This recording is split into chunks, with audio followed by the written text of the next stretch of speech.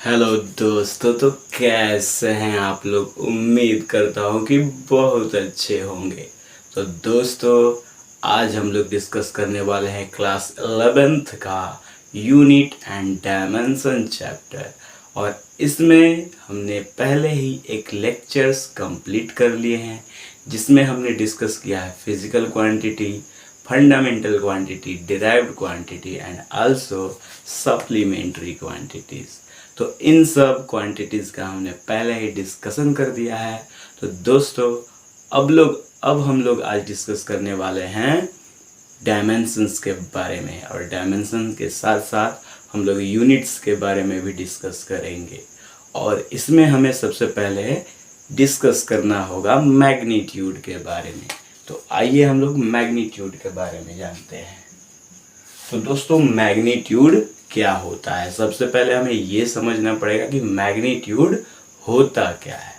तो दोस्तों, मैग्नीट्यूड किसी भी क्वांटिटी की जो होती है वो दो चीज़ों पे डिपेंड करती है। पहला उसका न्यूमेरिकल वैल्यू और दूसरा उसका यूनिट। जैसे कभी भी हम कहीं पे भी किसी मार्केट में जाते हैं तो हम वहाँ पे सपोज कीजिए कि हमें कुछ राइस खरीदनी है। तो अगर हम सपोज कीजिए कि राइस खरीदना चाहते हैं तो हम उस दुकानदार से, जैसे कि शॉपकीपर के पास हम लोग गए हैं, तो उस शॉप वाले से कहेंगे कि भाई साहब, आप हमें 1 kg राइस दे दीजिए, 1 kg चावल दे दीजिए। तो अगर हमें 1 kg चावल लेना है, यानी अगर हमें कुछ चावल लेना है, तो उस केस में हम कह रहे हैं कि 1 kg दे दीजिए। ये हम नहीं कह रहे हैं कि 1 चावल दे दीजिए या 2 चावल दे दीजिए या kg चावल दे दीजिए या ग्राम चावल दे दीजिए। हमें जितना चावल लेना है, जितना राइस लेना है, तो उस केस में हमें न्यूमेरिकल वैल्यू के साथ साथ यूनिट्स का भी यूज करना पड़ रहा है। तो यहाँ पे अगर हमें किसी भी फिजिकल क्वांटिटी का अगर वैल्यू बताना है, मैग्नीट्यूड बताना है, तो उस केस में हमें यहाँ पे क्या बताना पड़ेगा, न्यूमेरिकल वैल्यू। क्या बताना पड़ेगा, न्यूमेरिकल वैल्यू। और इस न्यूमेरिकल वैल्यू के साथ साथ हमें यूनिट्स का भी यूज करना पड़ेगा।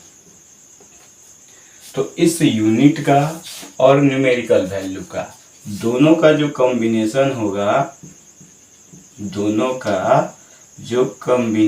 होगा, इसी को हम कहते हैं मैग्नीट्यूड। ये मैग्नीट्यूड के इक्वल होगा। तो किसी भी फिजिकल क्वांटिटी के मैग्नीट्यूड को रिप्रेजेंट करने के लिए दोस्तों, हमें न्यूमेरिकल वैल्यू के साथ साथ उसका यूनिट की भी ज़रूरत पड़ती है। तो हमने तो समझ लिया कि ये न्यूमेरिकल वैल्यू क्या होती है, जैसे कि 1, 2, 3, 4, हाफ, ये ऐसे जितनी भी नंबर्स आ जाती हैं उन सभी को हम कहते हैं न्यूमेरिकल वैल्यू। लेकिन दोस्तों, हम लोग यूनिट्स किसको कहते हैं। यूनिट आखिर होती क्या है। तो यूनिट, जैसे कि हमने मास को मेजर करने के लिए केजी का यूज किया है, लेंथ को मेजर करने के लिए, ये सब जो फंडामेंटल क्वांटिटी है, लेंथ को मेजर करने के लिए हम लोग मीटर का यूज करते हैं। वैसे ही अगर हमें टाइम को मेजर करना है तो सेकेंड, टेम्परेचर को मेजर करना है तो उस केस में केल्विन का यूज करते हैं। फिर अगर हमें इलेक्ट्रिक करंट को मेजर करना है तो उसके लिए हम एम्पियर का यूज करते हैं। ये तो हमने पहले ही डिस्कस कर लिया है। उसके बाद ल्यूमिनस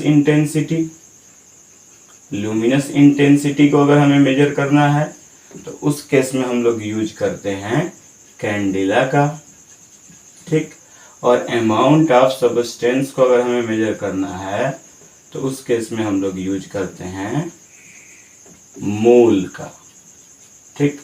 तो mole, candela, ampere, kelvin, second, metre and KG, this are the fundamental units. इनको हम कहते हैं फंडामेंटल यूनिट्स। तो ये सब जो हो गई, ये फंडामेंटल यूनिट्स हो गई।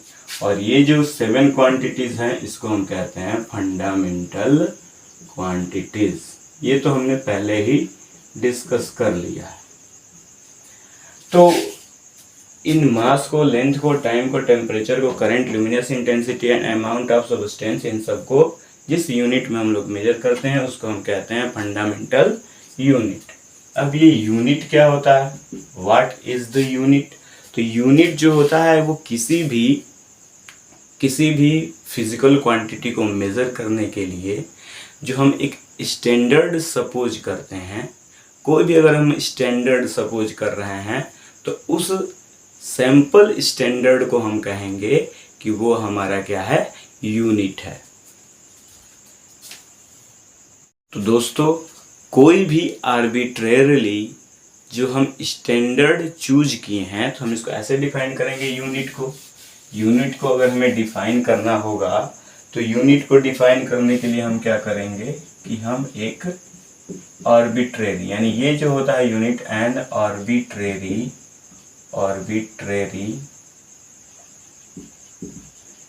चूजन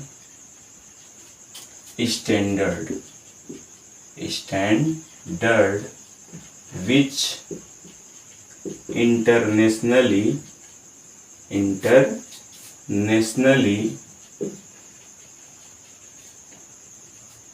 accepted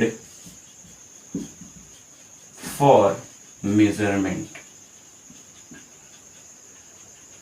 जैसे कि अगर हमें मास को मेजर करना है तो मास को मेजर करने के लिए हम लोग केजी का यूज करते हैं, और ये एक ऐसा आर्बिट्रेरली चूजन स्टैंडर्ड है जिसके हेल्प से, यानी जो हमारे पूरे वर्ल्ड में, यानी अप्रॉक्स हम कह दें कि पूरा जो हमारा इंटरनेशनल सिस्टम है, पूरा जो इंटरनेशनल कंट्रीज़ हैं, उन सभी जगह पे मास को मेज़र करने के लिए सबसे ज़्यादा जो यूज होने वाला यूनिट है वो है केजी। इसीलिए हम इसको कहते हैं ये KG is the fundamental unit of mass. तो ये हो गया कि an arbitrary chosen standard which internationally accepted for measurement. तो मेजरमेंट के लिए जो भी आर्बिट्रेरली स्टैंडर्ड जो होगा उसको हम कहेंगे, मेजरमेंट के लिए जिसका यूज किया करते हैं उसको हम कहेंगे क्या? Fundamental units. यानी KG, metre, second, kelvin, ampere, candela and mole are the standard, यानी arbitrary standard for measurement of any physical quantity. तो अब दोस्तों इसके बाद हम लोग थोड़ा सा डिस्कस करेंगे सिस्टम ऑफ यूनिट्स के बारे में। तो ये हो गया हमारा यूनिट से रिलेटेड कॉन्सेप्ट। अब जो सिस्टम ऑफ यूनिट्स होते हैं वो मेनली 4 टाइप्स के होते हैं। इसके बाद हम डिस्कस करेंगे सिस्टम ऑफ यूनिट्स। तो सिस्टम ऑफ यूनिट्स मेनली दोस्तों 4 टाइप्स के होते हैं। सबसे पहले हम 3 टाइप्स के पढ़ते हैं, उसके बाद हम लोग पढ़ेंगे 4 टाइप्स, यानी 4th टाइप्स। तो पहला है हमारा FPS यूनिट। पहला है FPS यूनिट।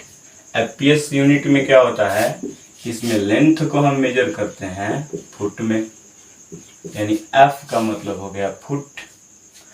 जो हमारा लेंथ है जो है वो फुट में, मास जो होगा उसको हम लोग मेजर करते हैं पाउंड में, ठीक। और जो हमारा टाइम है इसको हम मेजर करते हैं सेकेंड में। तो ये जो FPS का मतलब होता है, F का मतलब फुट, P का मतलब पाउंड और S का मतलब होता है यहाँ पे सेकेंड, ठीक। तो हम लेंथ को फुट में, मास को पाउंड में और टाइम को सेकेंड में मेजर करते हैं। इसके बाद आता है हमारा नेक्स्ट, दूसरे नंबर पे आता है हमारा CGS unit. CGS unit system. इसमें क्या होता है कि हम लोग लेंथ को मेजर करते हैं, C का मतलब सेंटीमीटर में। उसके बाद जो मास है, मास को हम लोग मेजर करते हैं किसमें, मास को मेजर करने के लिए हम लोग ग्राम का यूज करते हैं, और टाइम को मेजर करने के लिए हम लोग इसमें भी सेकेंड का ही यूज करते हैं। इसके बाद जो हमारा थर्ड आता है थर्ड आता है हमारा MKS यूनिट। तो MKS यूनिट जो होता है, इसमें हमने लेंथ को मेजर करने के लिए मीटर का यूज किया, फिर से मास को मेजर करने के लिए हम केजी का यूज करते हैं, और टाइम को मेजर करने के लिए हम यूज करते हैं मेरे दोस्तों सेकेंड का ही।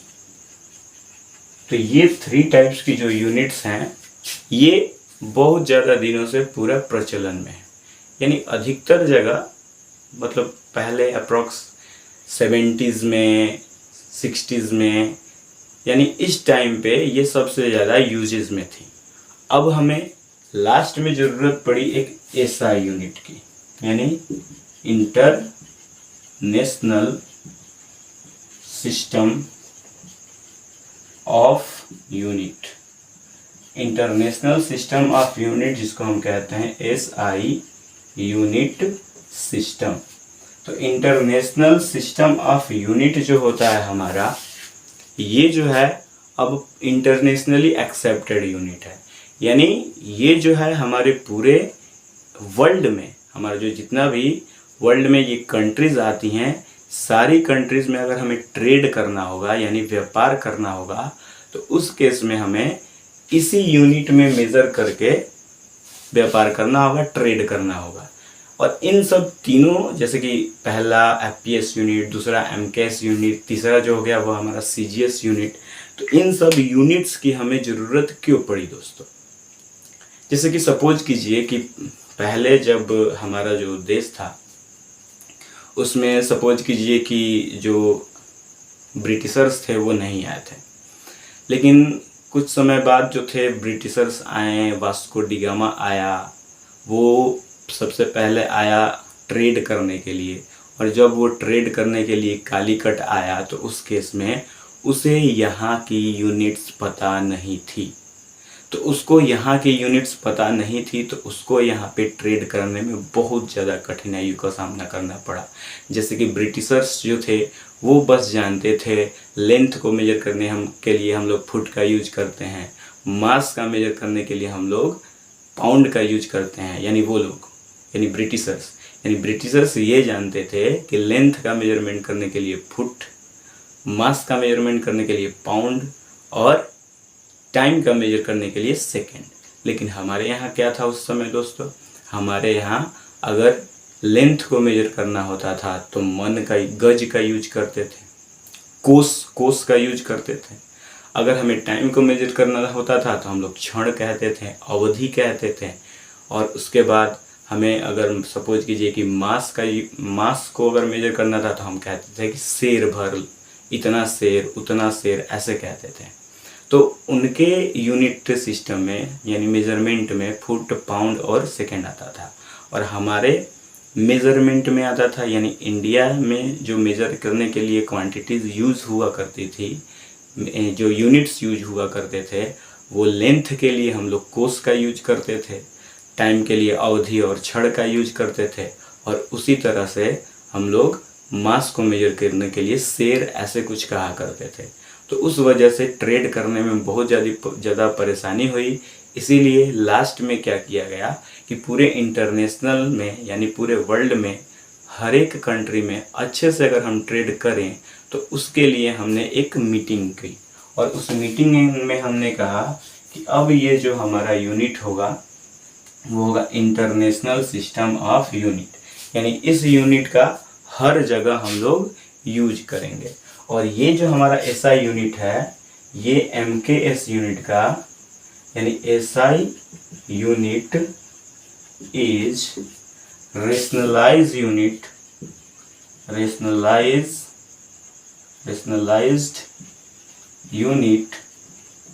Of MKS unit system. यानी जो हमारा MKS यूनिट सिस्टम है, MKS यूनिट सिस्टम, इसी का ये रेशनलाइज्ड वर्जन है। रेशनलाइज्ड वर्जन जैसे कि जो हमारा MKS यूनिट होता है, MKS यूनिट का हम लोग जो यूज करते हैं, MKS यूनिट का जो हम लोग यूज करते हैं मेरे दोस्तों, इसका हम सबसे ज़्यादा यूज करते हैं मैकेनिक्स में। जिसमें कि न्यूटन्स लॉज ऑफ मोशंस आते हैं। और इसमें हमने सबसे पहले मेजर करने के लिए मास यानी मीटर, लेंथ के लिए मीटर का यूज किया, मास को मेजर करने के लिए केजी का यूज किया, और टाइम को मेजर करने के लिए सेकंड का यूज किया। लेकिन जैसे ही करंट आया तो इस यूनिट का नाम चेंज करके लिख दिया गया MKSA यूनिट, यानी करंट को एम्पियर में मेजर किया गया, तो एम्पियर को इसके अंदर लाने के लिए, एक साथ बैठाने के लिए, एक साथ उसको पढ़ने के लिए हम MKSA यूनिट कहने लगे उसको। उसके बाद नया वर्जन आया हमारा इसका चार्ज का, इलेक्ट्रिक चार्ज का आया। तो इलेक्ट्रिक चार्ज का आया तो इसका यूनिट होता था कूलम। कूलम आया तो उसके बाद हम इसको कहने लगे कि ये जो हो गया वो MKSC, इस टाइप का हमने इसका नेमिंग कर दिया। तो धीरे धीरे जो क्वांटिटीज़ है वो बढ़ती गई, तो इसीलिए लास्ट में यही मीटिंग किया गया कि नहीं, अब हम MKS को भी नहीं मानेंगे, CGS को भी नहीं मानेंगे, और जो हमारा FPS है उस FPS यूनिट को भी नहीं मानेंगे।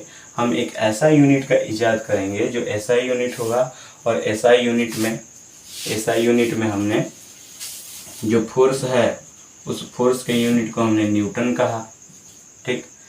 जो वर्क है उसको हमने जूल कहा, ठीक। उसी तरह से बहुत सारी हमारी क्वांटिटीज़ आई, बहुत सारे ऐसे क्वांटिटीज़ आई जिसको हम SI यूनिट में बहुत इजीली मेज़र कर रहे थे, हम नेमिंग कर रहे थे उसका अच्छे तरीके से, और हमें उसके बाद कोई भी दिक्कत नहीं आई। इसीलिए अभी तक हमारा जो मेजरमेंट है वो SI यूनिट के बेसिस पे मेजरमेंट हो रहा है। अब दोस्तों आइए हम लोग आगे डिस्कस करते हैं, क्योंकि हमने यहाँ पे FPS, MKS, CGS और SI यूनिट को हमने अच्छे तरीके से डिस्कस कर लिया। अब हम क्या करेंगे कि कुछ जो हमारे हैं, जैसे कि मेजरमेंट से रिलेटेड हम कुछ कॉन्सेप्ट्स के बारे में अब डिस्कस करेंगे। तो दोस्तों अब हम डिस्कस करेंगे सम इम्पोर्टेंट प्रैक्टिकल यूनिट्स। तो जिसमें सबसे पहला है इसमें एस्ट्रोनॉमिकल यूनिट। तो एस्ट्रोनॉमिकल यूनिट क्या होता है दोस्तों? एस्ट्रोनॉमिकल यूनिट का मतलब होता है कि the distance between centre of the sun. Suppose कीजिए कि अगर ये हमारा सन है तो इस सन का ये सेंटर, यानी इस सन के सेंटर, और हमारा अगर यहाँ पे अर्थ है तो इस अर्थ के सेंटर, इन दोनों के सेंटर के बीच का जो डिस्टेंस होता है, इसी डिस्टेंस को हम कहते हैं 1 एस्ट्रोनॉमिकल यूनिट। यानी डिस्टेंस बिटवीन द, हम इसको कह सकते हैं the distance between the centre of the sun and the earth is called astronomical unit. और ये 1 एस्ट्रोनॉमिकल यूनिट ही जो है वो इक्वल होता है इस सेंटर और इस सेंटर के बीच का डिस्टेंस। और इन दोनों के बीच का जो डिस्टेंस होता है मेरे दोस्तों, ये 1 एस्ट्रोनॉमिकल यूनिट होता है। और 1 एस्ट्रोनॉमिकल यूनिट को हम AU भी कहते हैं। 1 एस्ट्रोनॉमिकल यूनिट को हम AU भी कहते हैं। और 1 एस्ट्रोनॉमिकल यूनिट इक्वल्स टू होता है 1.5 into 10 to the power 11 metre. यानी 1 एस्ट्रोनॉमिकल यूनिट इक्वल्स टू होगा 1.5 into 10 to the power 11 metre. इसके बाद दोस्तों हम लोग डिस्कस करते हैं लाइट ईयर के बारे में। तो लाइट ईयर से हमें सबसे पहले ये समझ में आ रहा है कि लाइट, यानी यहाँ पे कह रहा है लाइट, और लाइट की स्पीड कितनी होती है 3 into 10 to the power 8 metre per second. यानी दोस्तों यहाँ पे जो हमारी लाइट है ये 1 सेकेंड में ये जाती है 3 into 10 to the power 8 metre. इसको अगर हम किलोमीटर में चेंज करेंगे तो दोस्तों ये जाएगी 1 सेकेंड में 3, और किलोमीटर में इसको अगर हम चेंज करेंगे मीटर को, तो उस केस में हम 1000 से डिवाइड करेंगे। अब 1000 से डिवाइड कर देंगे तो 10 टू द पावर 5 आ जाएगा। और 10 टू द पावर 5 का मतलब इस पे 50, यानी जो हमारा लाइट है वो 1 सेकेंड में 3 लाख किलोमीटर जाता है। 1 सेकेंड में ये 3 लाख किलोमीटर जाता है। तो 1 सेकेंड में ये 3 लाख किलोमीटर जाता है दोस्तों। अब यही क्या है कि 1 लाइट ईयर का मतलब क्या होगा कि जो हमारी ये जो लाइट है वो 1 साल में, यानी 1 ईयर में, जो हमारी लाइट है ये 1 ईयर में जितना डिस्टेंस कवर करती है, यानी लाइट 1 ईयर में, 1 साल में जितना डिस्टेंस ये कवर करेगी उसी डिस्टेंस को हम कहते हैं 1 लाइट ईयर। और 1 लाइट ईयर यानी 1 LY इक्वल्स टू हो जाएगा हमारा 9.46 इंटू 10⁻15 मीटर। यानी 1 लाइट ईयर को अगर हम चाहते हैं कि मीटर में कन्वर्ट करें तो हम लिखेंगे 9.46 10⁻15 मीटर। इसमें एक चीज़ और है मेरे दोस्तों कि लोग बहुत ज़्यादा कंफ्यूज हो जाते हैं, कभी कभी कंफ्यूज हो जाते हैं कि जो लाइट ईयर होती है, लाइट ईयर, इसमें ईयर आ जाने से वो लोग समझते हैं कि ये जो यूनिट होती है वो टाइम की यूनिट होती है, और यहीं पे वो लोग गलती कर देते हैं। क्योंकि ये जो लाइट ईयर है, ये लाइट ईयर यही बताता है कि 1 ईयर में ये जो लाइट है वो कितना डिस्टेंस कवर कर रही है। यानी इस डिस्टेंस कवर को वो बताती है कि 365 डेज में ये जितना डिस्टेंस कवर करेगी, जितना डिस्टेंस ये कवर करेगी उसी डिस्टेंस को हम कहेंगे 1 लाइट ईयर। इसको 1 LY से भी डिनोट करते हैं। अब इसके बाद दोस्तों हम लोग डिस्कस करेंगे पारसेक के बारे में। तो light year is the unit of distance. ये टाइम की यूनिट नहीं है, ये किसकी यूनिट है? डिस्टेंस की। तो हम यहाँ पे कभी भी आएगा लाइट ईयर किसकी यूनिट है तो हम कहेंगे दोस्तों कि ये डिस्टेंस की यूनिट है, ये टाइम की यूनिट नहीं है। ठीक, अब हम लोग डिस्कस करेंगे दोस्तों पारसेक के बारे में कि पारसेक क्या होता है। तो दोस्तों पारसेक भी जो होता है, पारसेक भी जो होता है वो होता है हमारा डिस्टेंस का ही यूनिट। तो ये क्या कहता है पारसेक? 1 पारसेक जो इक्वल होता है, 1 पारसेक ये होता है रेडियस के इक्वल।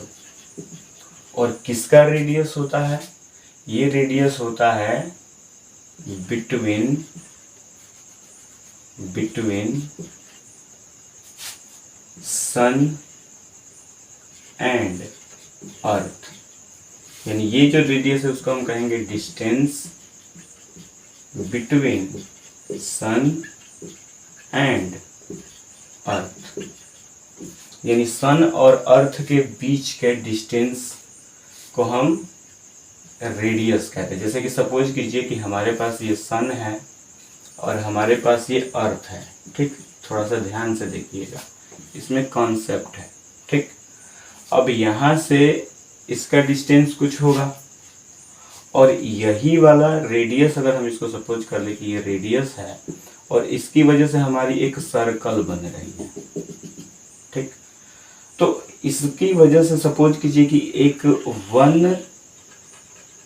1 एस्ट्रोनॉमिकल यूनिट का हमारा यहाँ पे एक आर्क क्रिएट हुआ है।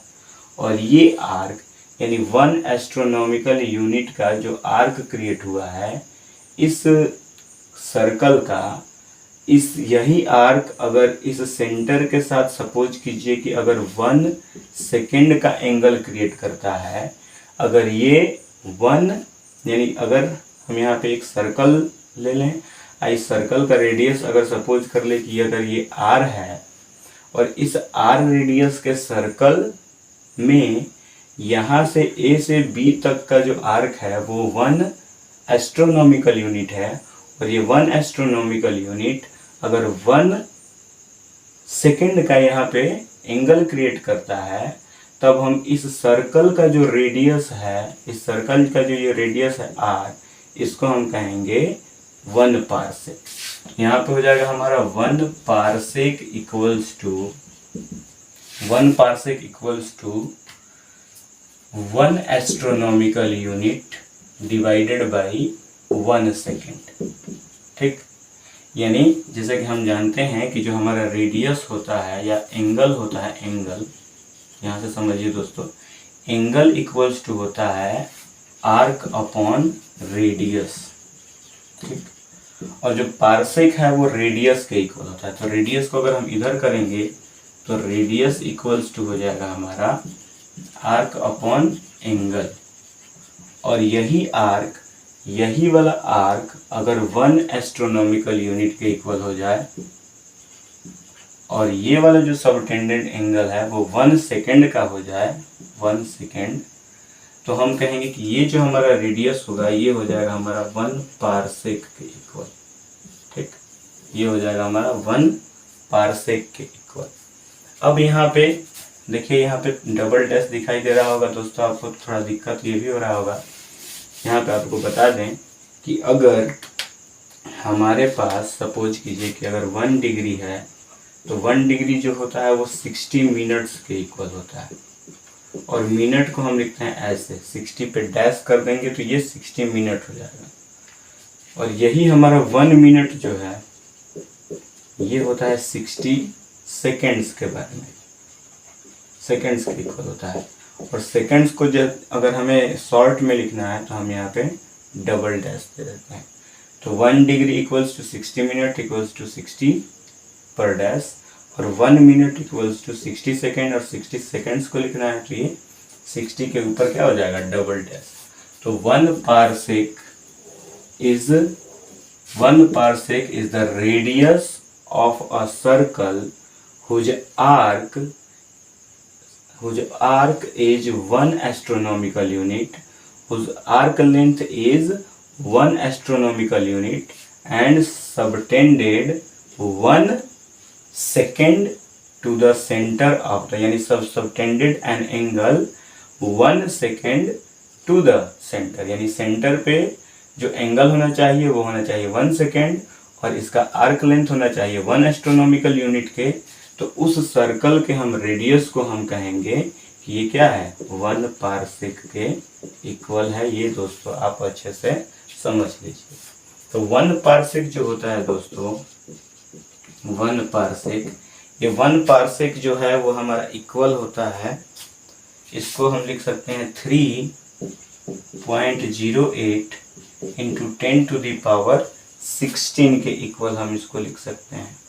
ठीक, तो 10 टू द पावर 16 मीटर के इक्वल होता है। 1 parsec equals to 3.08 into 10 to the power 16 metre के इक्वल होता है। तो पारसेक जो होता है, इसमें पारसेक, इन तीनों में जो है पारसेक सबसे बड़ा होता है। ठीक, यानी एस्ट्रोनॉमिकल यूनिट से जो पारसेक होगा वो बड़ा होगा। ठीक, पारसेक बड़ा होगा, और इसमें हमारा एक लाइट ईयर भी आ जाता है। तो लाइट ईयर जो है, यहाँ पे लाइट ईयर हमारा किसके इक्वल आया था दोस्तों। अब थोड़ा सा हम इसमें डिस्कस कर लेते हैं relation between parsec, astronomical unit and light year. इन तीनों के बीच में हम थोड़ा सा रिलेशन फाइंड कर लेते हैं दोस्तों। अब हम यहाँ पे डिस्कस करेंगे रिलेशन के बारे में, relation between parsec, astronomical unit and light year के बारे में।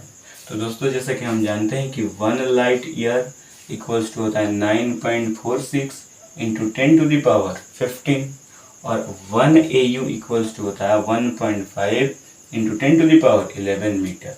अब इन दोनों में अगर हमें रिलेशन फाइंड करना है तो 1 LY में 1 AU से डिवाइड कर देंगे। तो जब हम यहाँ पे डिवाइड करेंगे तो 9.46 में हमें 1.5 से डिवाइड करना पड़ेगा, तो उस केस में 1Ly इक्वल्स टू 9, या दोनों में अगर हम 10 से मल्टीप्लाई कर दें तो 94.6 अपॉन 15 मल्टीप्लाइड बाई 15 में से 11 माइनस होगा तो ये 4।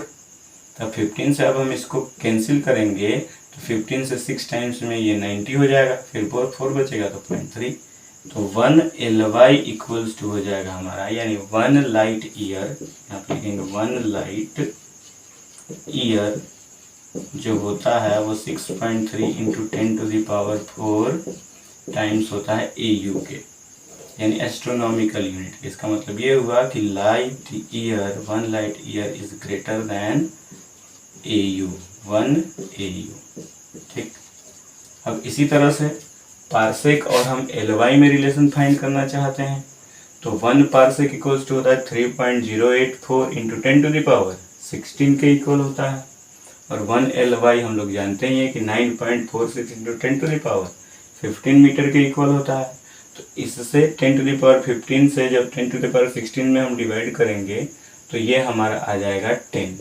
ठीक, अब 3.084 इसमें यहाँ पे 0.3 नंबर से के बाद है, 9.46 है, तो पॉइंट जब नीचे से हटाएंगे तो 308 अपॉन 946 हो जाएगा, यहाँ पे 946। और इसी 10 से जब हम मल्टीप्लाई करेंगे इसमें तो पॉइंट भी हट जाएगा, यानी 3804 में हमें डिवाइड करना पड़ेगा 946 से। अब 1 Ly इधर आ जाएगा तो ये Ly हो जाएगा। अब इससे हम इसको डिवाइड करेंगे तो ये हो जाएगा 3.26। तो हमारा जो पार्सेक है 1 पार्सेक, ये 1 पार्सेक इक्वल हो जाएगा 3.26 लाइट ईयर के इक्वल, यानी 1 पार्सेक इक्वल्स टू मेरे दोस्तों ये हो जाएगा 3.26 लाइट ईयर।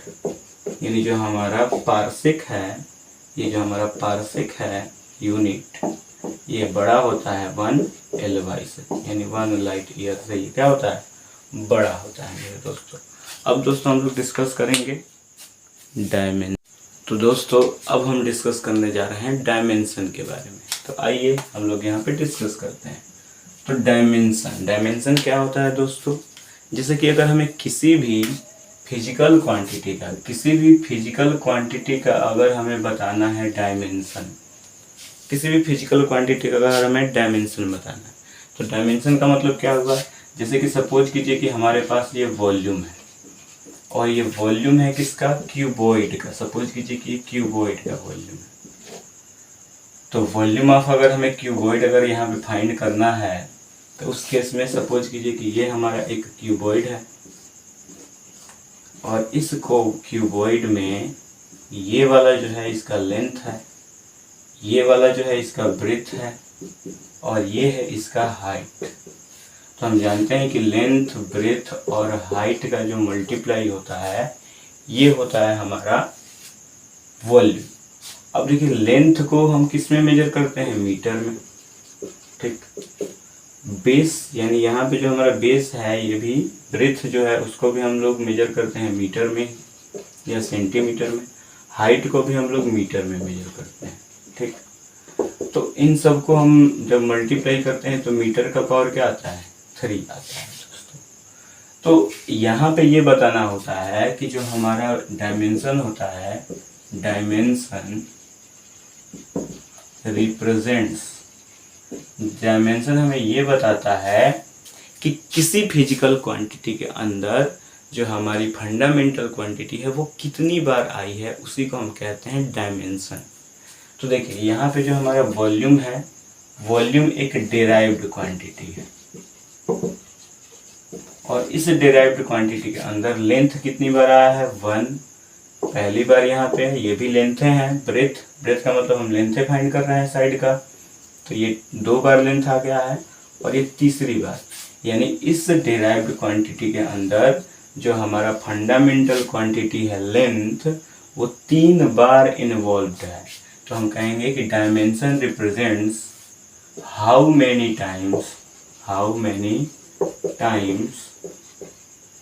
फंडामेंटल क्वांटिटी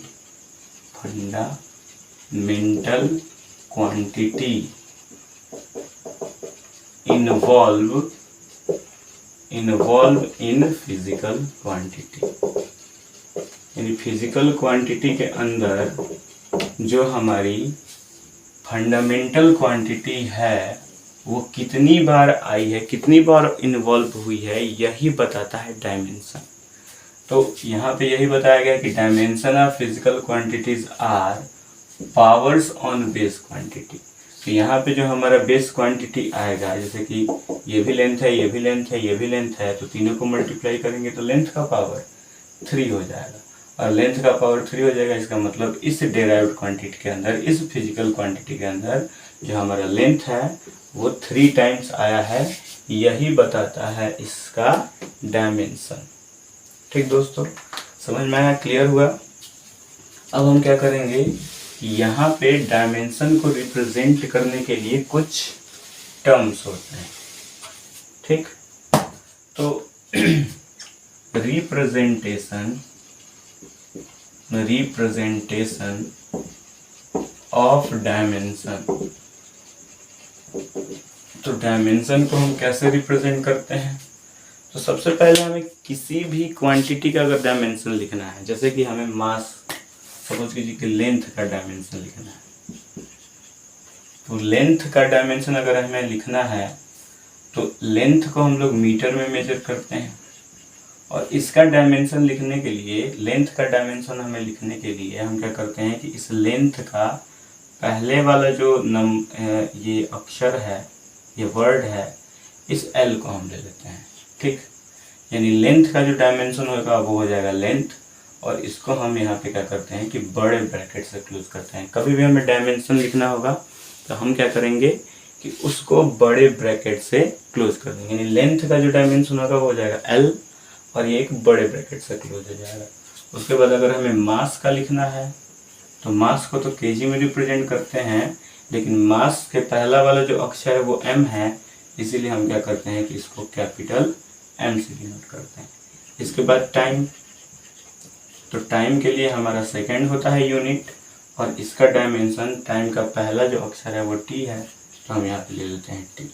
उसी तरह से टेम्परेचर, तो टेम्परेचर को हम लोग केल्विन में मेजर करते हैं, तो इसके लिए हम लोग ले लेते हैं थीटा। ठीक, ये ले लिया जाता है। टेम्परेचर के बाद आता है हमारा इलेक्ट्रिक करंट, इसको हम लोग कहीं कहीं थीटा से या कहीं कहीं हम लोग के से भी रिप्रेजेंट करते हैं, केल्विन के लिए ये के ले लेते हैं। और इलेक्ट्रिक करंट के लिए जो होता है वो हमारा होता है एम्पियर, और इसके यूनिट का पहला अक्षर ले लिया जाता है, वो हो जाता है हमारा ए। ठीक, यहीं पे अगर हम ल्यूमिनस इंटेंसिटी की बात करें, ल्यूमिनस इंटेंसिटी, तो ल्यूमिनस इंटेंसिटी का होता है कैंडिला यूनिट, और इसका जो डायमेंशन हो जाएगा उसको हम CD लिखते हैं। और अमाउंट ऑफ सब्सटेंस की अगर हम बात करें, अमाउंट ऑफ सब्सटेंस, तो इसके लिए हम क्या करते हैं कि ये मूल इसका होता है यूनिट। जब हम इसका डायमेंशन लिखते हैं तो MOL बस ऐसे लिख देते हैं, ये इसका हो जाता है दोस्तों डायमेंशन। तो ये 7 फंडामेंटल क्वांटिटीज का हमने यहाँ पे डायमेंशन लिख दिया। अब यहीं पे सपोज कीजिए कि हमें वेलोसिटी का डायमेंशन लिखना है। किसका डायमेंशन लिखना है? वेलोसिटी। तो वेलोसिटी का अगर हमें डायमेंशन लिखना है तो देखिए हमें क्या करना पड़ेगा। तो वेलोसिटी का डायमेंशन लिखने के लिए दोस्तों हम क्या करते हैं कि पहले वेलोसिटी का फॉर्मूला लिखेंगे। तो वेलोसिटी का फॉर्मूला होता है डिस्प्लेसमेंट अपॉन टाइम, और डिस्प्लेसमेंट जो है ये किसको रिप्रेजेंट करता है? लेंथ को। तो हम यहाँ पे लिख देंगे लेंथ अपॉन टाइम, और लेंथ जो होता है, लेंथ का हमारा डायमेंशन क्या होता है? L। तो हम यहाँ पे लिखेंगे लेंथ के प्लेस पे L और टाइम के प्लेस पे T। अब ये जब हम T को ऊपर लेके जाएंगे तो ये हो जाएगा L, और यहाँ पे T पावर -1, क्योंकि यहाँ पे T पावर क्या है? 1 है। तो ये हो जाएगा हमारा L T पावर -1।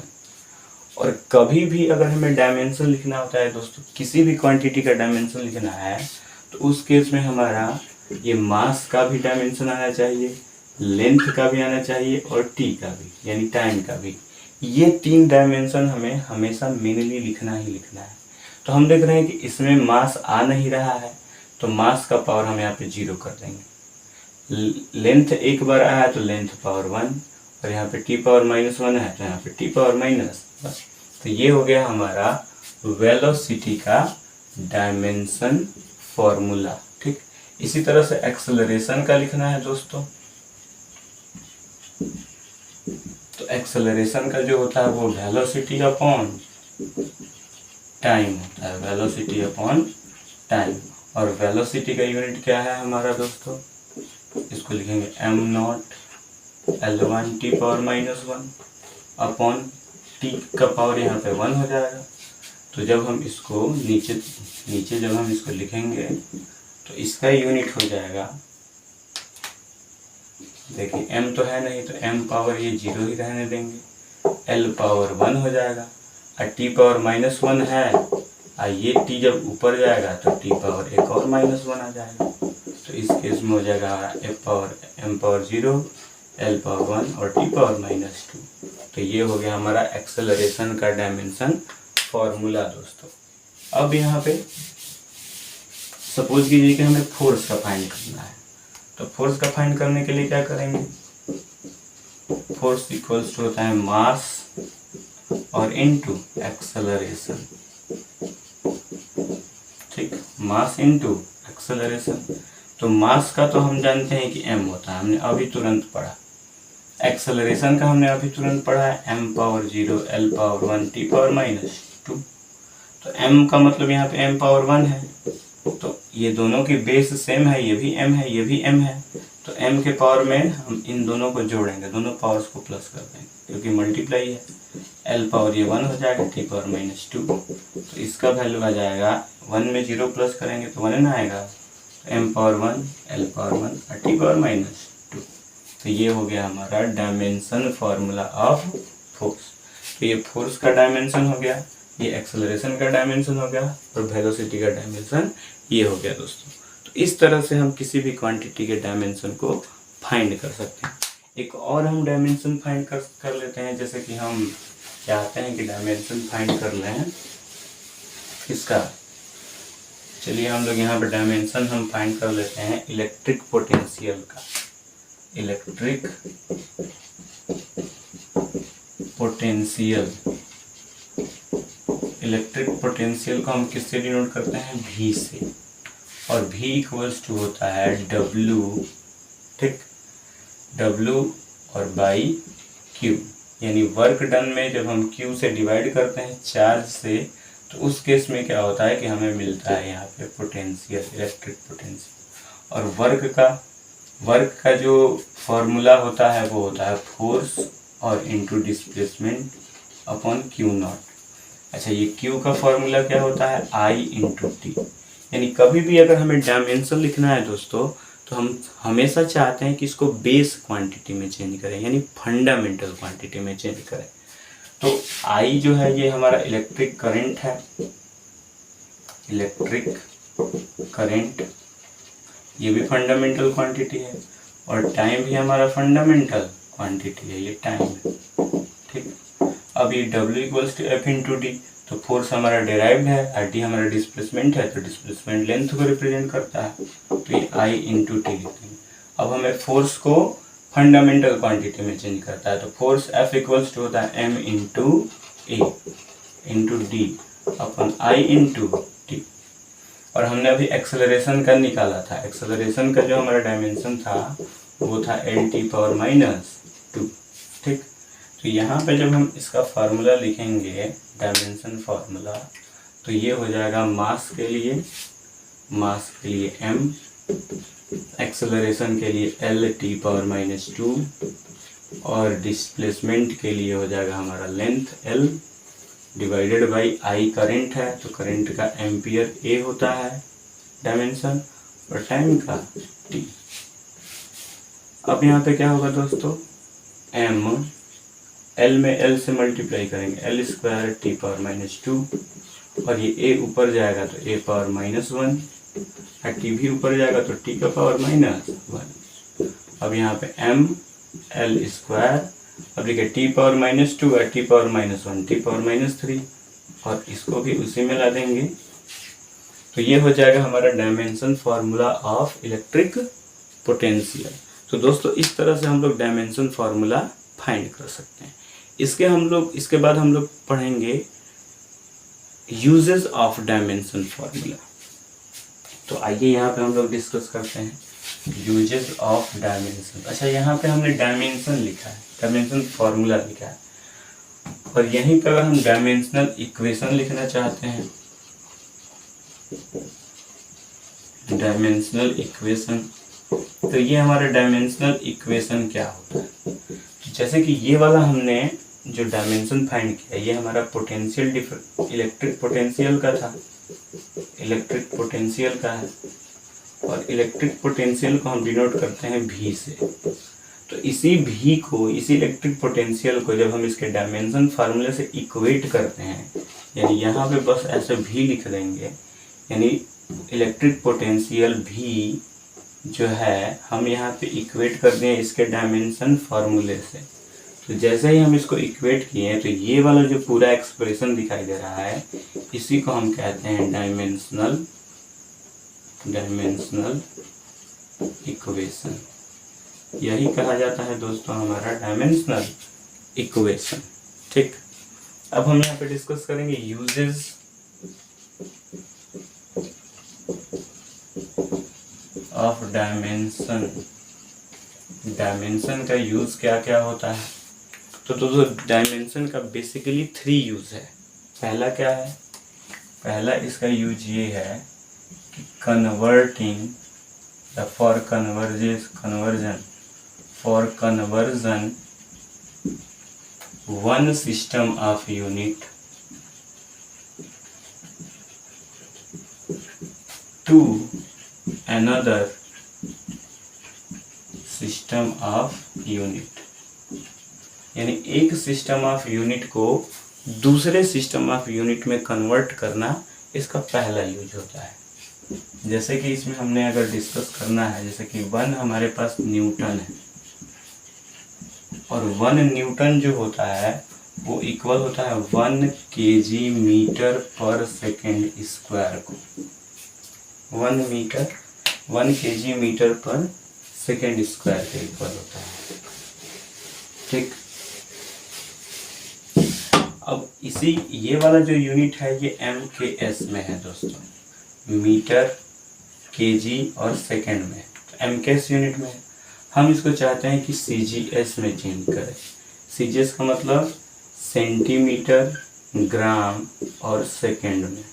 ठीक, यानी MKS में अगर हम चाहते हैं MKS को CGS में चेंज करना, तो उस केस में हम लोग इस डायमेंशन का यूज कर सकते हैं।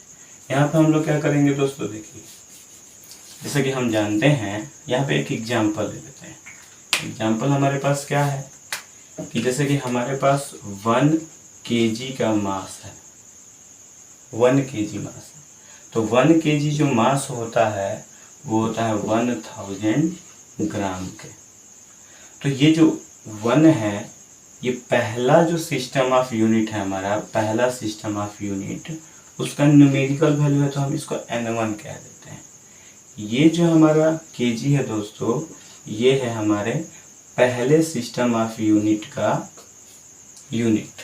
ठीक, ये kg हमें पहले सिस्टम ऑफ यूनिट का ये यूनिट मिल गया, तो इसको U1 कहेंगे, और ये पहले सिस्टम ऑफ यूनिट का हमारा न्यूमेरिकल वैल्यू है, तो इसको हम N1 कहेंगे।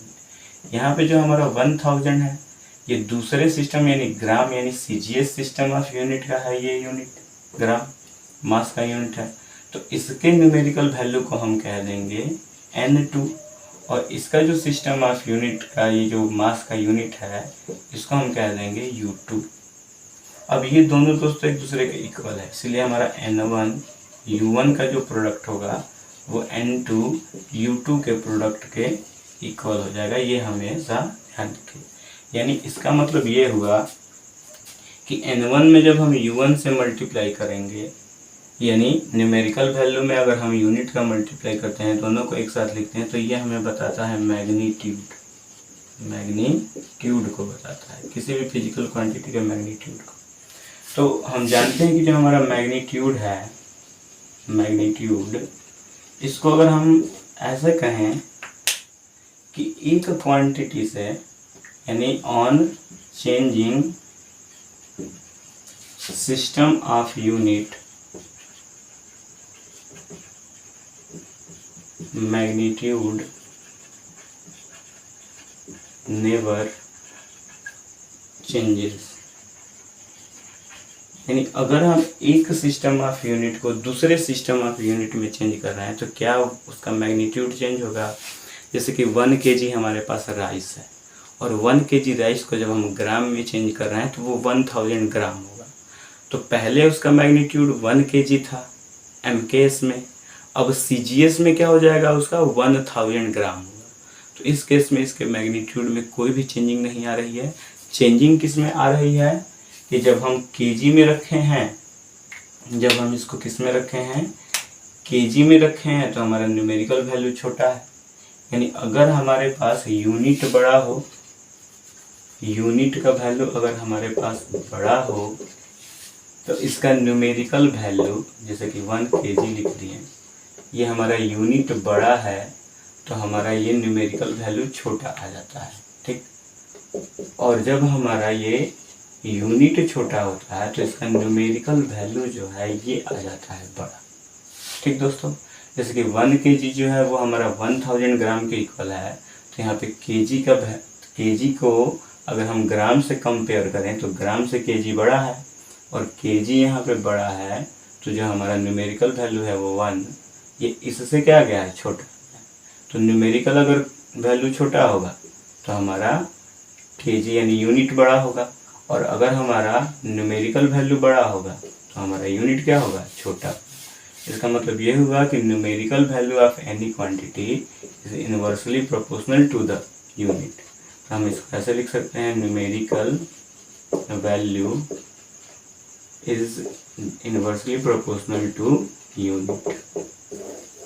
ठीक, तो यहाँ पे वही कहानी है दोस्तों कि N1U1 जो होगा वो इक्वल होगा N2U2 को N2U2 के, क्योंकि मैग्नीट्यूड किसी भी क्वांटिटी का कभी भी चेंज नहीं होता है, चाहे हम उसके सिस्टम ऑफ यूनिट्स को बदल ही क्यों ना दें। ठीक, तो यहाँ पे हमें ये कॉन्सेप्ट याद रखना है कि N1U1 इक्वल्स टू क्या होना चाहिए, N2U2 होना चाहिए। अब देखिए दोस्तों, यहाँ पे थोड़ा सा इसको एक्सप्लेन कर दें और अच्छे से। जैसे कि हमारे पास है 1 न्यूटन, 1 न्यूटन है हमारे पास, और 1 न्यूटन जो है वो हमारा 1 kg metre per second square के इक्वल है। और इस यूनिट से हमें इसको कन्वर्ट करना है ग्राम metre per second square, gram centimetre पर सेकेंड में। तो देखिए यहाँ पे जो हमारा यूनिट आता है ये केजी का है, तो केजी का मतलब ये मास को मेजर कर रहा है। तो इसको हम सपोज कर लेते हैं कि इसका डायमेंशन है m1, इसको m1 सपोज कर लेते हैं। जो हमारा मीटर है लेंथ, ये लेंथ को रिप्रेजेंट करेगा, तो इसको हम सपोज कर लेते हैं कि इसका डायमेंशन है L1, तो इसका m1 है और इसका हो गया हमारा L1। इस सेकेंड यानी टाइम का जो हो गया उसको हम सपोज कर लेंगे कि ये T1 है। इसी तरह से जो हमारा ग्राम है ये भी मास का यूनिट होता है, तो इसको हम m2 सपोज कर लेंगे। जो हमारा सेंटीमीटर है ये लेंथ को रिप्रेजेंट करता है, तो उसको हम L2, और जो हमारा सेकेंड है वो टाइम को रिप्रेजेंट करता है, तो ये हो जाएगा हमारा T2। अब दूसरी चीज़ इसमें देखिए दोस्तों, इसमें केजी का पावर 1 है, मीटर का पावर 1 है और सेकेंड का पावर 2 है। यहाँ पे ग्राम का पावर भी 1 है, सेंटीमीटर का पावर भी 1 है और सेकेंड का पावर 2 है। तो देखिए अगर दोस्तों अगर हम एक सिस्टम यानी MKS से, यहाँ पे हम क्या कर रहे हैं कि इसको MKS से कन्वर्ट कर रहे हैं, किसमें, MKS से कन्वर्ट कर रहे हैं हम इसको CGS में। तो MKS में जो यूनिट का पावर रहता है, यानी power of units never change, यानी पावर ऑफ बेस यूनिट या फंडामेंटल यूनिट हम यहाँ पे लिख देते हैं, fundamental unit never change. On changing system of unit. ये दोस्तों नोट कर लीजिएगा कि अगर हम सिस्टम ऑफ यूनिट्स को चेंज कर रहे हैं, यानी MKS से हम इसको CGS में कन्वर्ट कर रहे हैं, तो अगर kg का पावर इसमें 1 है तो इसमें भी ग्राम का पावर 1 होना चाहिए। इसका मीटर का पावर 1 है तो इसमें सेंटीमीटर का पावर 1 होना चाहिए। इसमें सेकंड का पावर 2 है तो इसमें सेकंड का पावर 2 होना चाहिए। तो यहाँ पे हमारा क्या होगा कि पावर्स जो होंगे वो चेंज नहीं होंगे, वो हमेशा अनचेंज्ड होंगे। तो अगर हम सपोज कर लिए कि M1 का पावर A है, L1 का पावर B है और T1 का पावर C है, तो इसमें भी M2 का पावर A होगा, L2 का पावर B होगा और T2 का पावर C होगा। ठीक दोस्तों, अब यहाँ पे देखिए, यहाँ पे जो हमारा kg का पावर है 1 है, तो ये जो A होगा ये इक्वल हो जाएगा 1 के। मीटर का पावर 1 है तो जो हमारा B है ये हो जाएगा 1 के। इस सेकंड को हम लोग ऊपर ले जाते हैं, तो ऊपर जब ये जाएगा तो इसका पावर -1 होगा। यहाँ पे भी सेकंड को ऊपर ले जाएंगे तो इसका पावर क्या हो जाएगा, -2 हो जाएगा। तो ये जो हमारा C होगा, हमेशा हम इसको पर में नहीं रखते हैं, इसको हम ऊपर लेके चले जाते हैं। तो सेकंड का पावर हमारा -2 हो गया, तो C का भी वैल्यू क्या आ जाएगा, -2। अब ध्यान दीजिए यहाँ पे दोस्तों, इसका न्यूमेरिकल वैल्यू हमारा N1 है और यूनिट का जो ये पूरा वैल्यू आ गया ये यहाँ पे U1 आ गया। इसका न्यूमेरिकल वैल्यू हम नहीं जानते हैं और यहाँ पे U2 का वैल्यू ये पूरा आ गया। ठीक, तो हम जानते हैं कि N1 U1 बराबर होता है N2 U2 के, और हमें N2 का वैल्यू फाइंड करना है। हम इसको ऐसे लिख सकते हैं N2 U2 equals to N1 U1। हमें N2 का वैल्यू फाइंड करना है, तो हम N1 और U1 में इस U2 से क्या कर देंगे, डिवाइड कर देंगे। तो ये हो जाएगा हमारा N2 और N1 का वैल्यू है हमारे पास यहाँ पे 1, और U1 के प्लेस पे क्या लिखेंगे, U1 का वैल्यू है इतना। तो ये हो जाएगा M1 पावर A, फिर L1 पावर B और T1 पावर C, और फिर U2 के प्लेस पे क्या लिखेंगे, ये वाला। तो ये हो जाएगा हमारा M2 power A, L2 power B और T2 पावर C। ठीक, अब देखिए दोस्तों, यहाँ पे N2 है तो यहाँ पे लिख देंगे N2, और यहाँ पे N1 के प्लेस पे 1। अब देखिए ये दोनों मास है, तो मास के लिए दोनों का पावर सेम है, तो दोनों का पावर सेम है तो हम यहाँ पे लिख देंगे ऐसे M1 बाई M2 का पावर A। उसके बाद हम क्या कर देंगे, L1 बाई L2 इसका पावर B और T1 अपॉन T2 इसका पावर C। अब हमें N2 का वैल्यू फाइंड करना है। तो देखिए दोस्तों, M1 जो है हमारे यहाँ पे M1 ये किसके इक्वल लिए हैं, kg के इक्वल लिए हैं। तो M1 के जगह पे हम ले लेते हैं kg, और जो M2 हम लिए हैं ये ग्राम के जगह पे लिए हैं, इसके लिए यहाँ पे लिख देते हैं ग्राम। ठीक, अब देखिए kg यानी A का वैल्यू कितना आया है, 1 आया, तो A के प्लेस पे 1। L1 का जो हमारा वैल्यू है ये L1 मीटर के इक्वल है, तो हम L1 की जगह पे लिख देंगे मीटर, और L2 किसके इक्वल है, सेंटीमीटर के, तो हम यहाँ पे लिख देंगे सेंटीमीटर, इसका पावर भी 1। और यहाँ पे T1 जो है वो सेकंड के इक्वल है, तो हम यहाँ पे लिखेंगे सेकंड, और T2 जो है ये भी सेकंड के इक्वल है, तो इसके जगह पे भी सेकंड। इसका पावर C का वैल्यू है हमारा -2, तो -2।